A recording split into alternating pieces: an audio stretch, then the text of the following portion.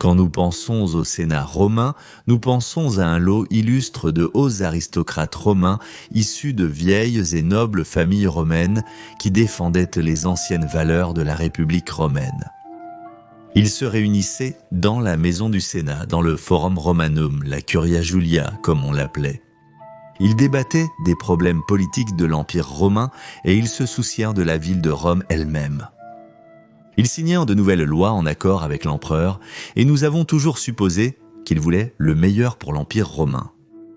Et puis, lorsque l'Empire romain est tombé, les pauvres vieux sénateurs ont été impitoyablement traqués par les barbares maléfiques et puis ils ont disparu. C'est du moins la version romantique du Sénat romain que nous voyons trop souvent dépeinte dans la culture populaire. Mais que diriez-vous si je vous disais que la réalité était tout à fait différente ? Et si je vous disais en réalité que le Sénat romain a joué un rôle crucial dans la chute de l'Empire romain d'Occident, et que c'était en grande partie à cause de leurs intrigues, de leur corruption et de leur ingérence constante que l'Empire romain est tombé ? L'histoire du Sénat romain est longue, et j'ai déjà parlé de l'histoire du Sénat de Rome qui s'étend sur plus de 1300 ans, depuis la fondation de la ville elle-même sous Romulus en 753 avant Gestiessé jusqu'au début du 7e siècle. Ainsi, pendant environ 1350 ans, le Sénat de Rome a joué un rôle important dans la formation de la ville de Rome elle-même et ensuite de la République. Mais beaucoup pensent qu'avec la chute de la République romaine, le pouvoir du Sénat s'est également évanoui et qu'à l'époque des empereurs, cette assemblée de vieillards était plus une tradition qu'un véritable pouvoir. Et oui, cela a pu être le cas parfois, mais en réalité, de nombreux empereurs ont rencontré le Sénat et ont promulgué des lois ensemble. Le Sénat ratifiait souvent les lois que l'empereur avait proposées. Les conflits avec le Sénat étaient de courant et certains empereurs avaient une très mauvaise réputation auprès de cette vieille et illustre assemblée, conduisant parfois à la violence et à l'exécution de sénateurs. Ou à son tour, des assassinats d'empereurs instigués par des sénateurs. C'est dans les dernières étapes de la crise du IIIe siècle que le pouvoir du Sénat a diminué, du moins c'est ce qu'on raconte généralement.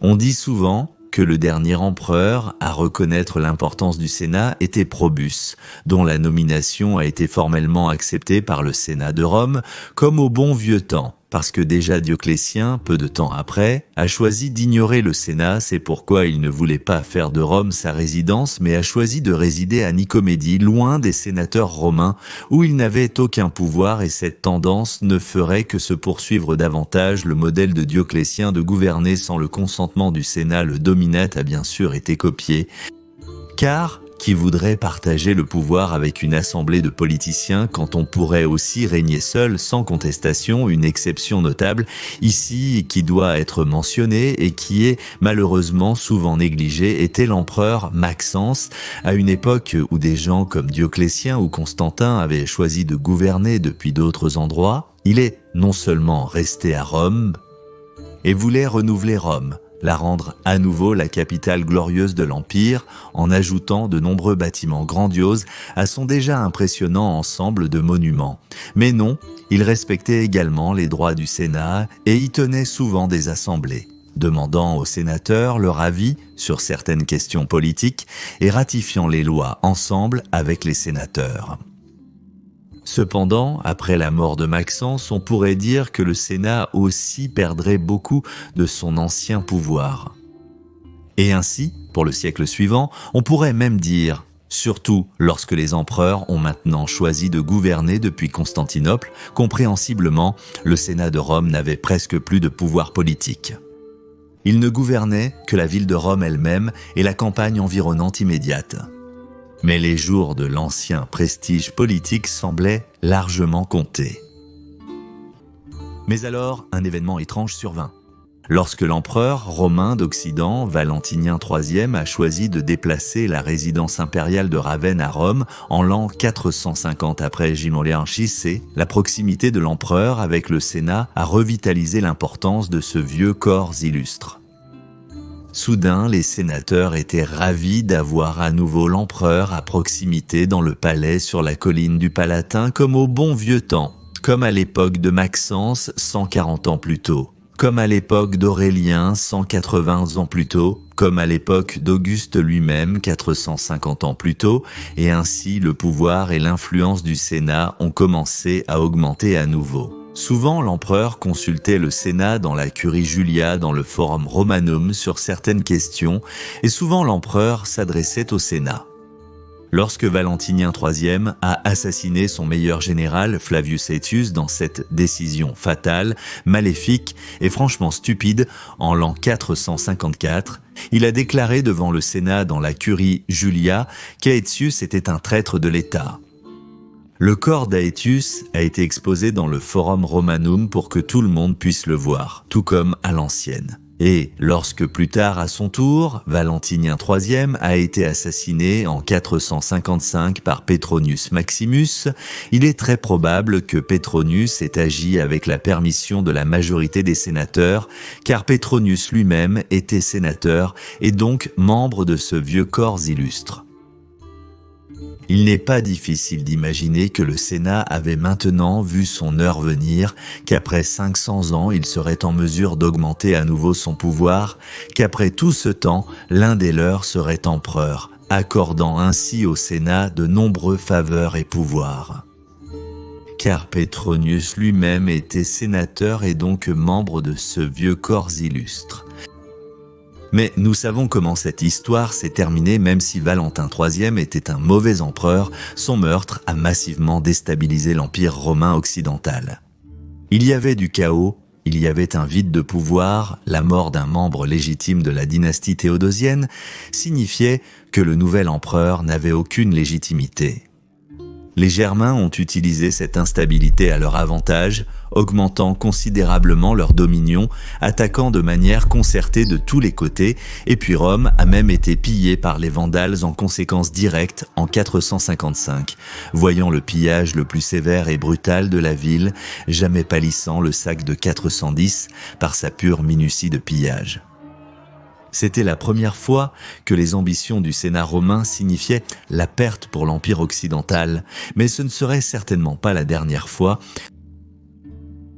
Quelques années ont passé et l'empereur Majorien était maintenant au pouvoir, jurant de restaurer l'Empire romain d'Occident à sa gloire d'antan et de reconquérir les terres perdues que l'Empire romain d'Occident avait détenues jusqu'à quelques décennies auparavant. Et les choses se passaient plutôt bien. Mais les sénateurs romains étaient assez mécontents car beaucoup des lois de Majorien leur étaient préjudiciables. Majorien a reconnu les problèmes de l'État occidental et pratiquement chacune des lois qu'il a promulguées abordait des problèmes clés auxquels l'Empire était confronté, et l'un des grands problèmes était la corruption. Majorien n'a sévi contre la corruption comme aucun empereur avant lui depuis des siècles. Et de nombreux, voire la majorité des sénateurs romains, étaient entassés corrompus.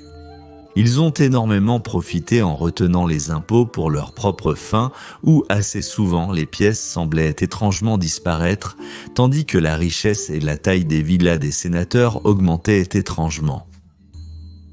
Il ne devrait donc pas nous surprendre que de nombreux sénateurs aient déjà commencé à comploter contre Majorien, alors même qu'il faisait campagne contre les tribus germaniques en Gaule et en Espagne, avec un grand succès, je dois ajouter. Et ils ont choisi le Magister Militum Ricimer comme leur homme de pouvoir préféré. En effet, il doit y avoir eu de nombreuses réunions entre Ricimer et les sénateurs de Rome qui craignaient que l'empereur vertueux Majorien ne les dépouille de leurs richesses illégalement amassées et de leurs villas luxueuses, que beaucoup d'entre eux possédaient à la campagne près de Rome. Il ne devrait donc pas nous surprendre que Ricimer se soit senti encouragé, franchissant le pas pour trahir l'empereur, l'interceptant à Dertona et le tuant traîtreusement en l'an 461. Il ne devrait pas non plus nous surprendre que le choix de Ricimer pour succéder à Majorien ait été Livius Severus, qui non seulement était un membre de haut rang de l'aristocratie romaine, mais oui, vous l'avez deviné, était très probablement aussi un sénateur de Rome. Très intéressant, n'est-ce pas ? Encore une fois, le Sénat a vu sa chance de voir l'un des leurs devenir empereur une fois de plus. Et en effet, ils avaient réussi leur mission. Mais malheureusement, les temps étaient très différents maintenant de ceux de la République. L'empereur de ces temps-là aurait dû être un général capable, toujours en première ligne, avec une bonne connaissance de la stratégie militaire. Un sénateur romain aussi romantique que l'idée semblait probablement aux anciens sénateurs de Rome que l'un des leurs résiderait maintenant dans l'ancien palais des Césars sur le mont Palatin.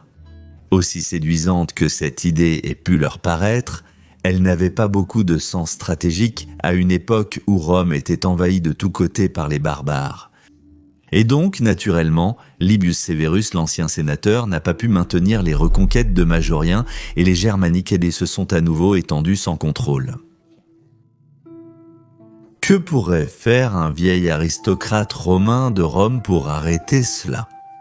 Un homme sans aucune expérience militaire, surtout lorsque le général de l'Ouest était un barbare nommé Ricimer, qui n'était pas vraiment intéressé à restaurer l'ancien empire romain, mais qui semblait beaucoup plus content de simplement défendre l'Italie.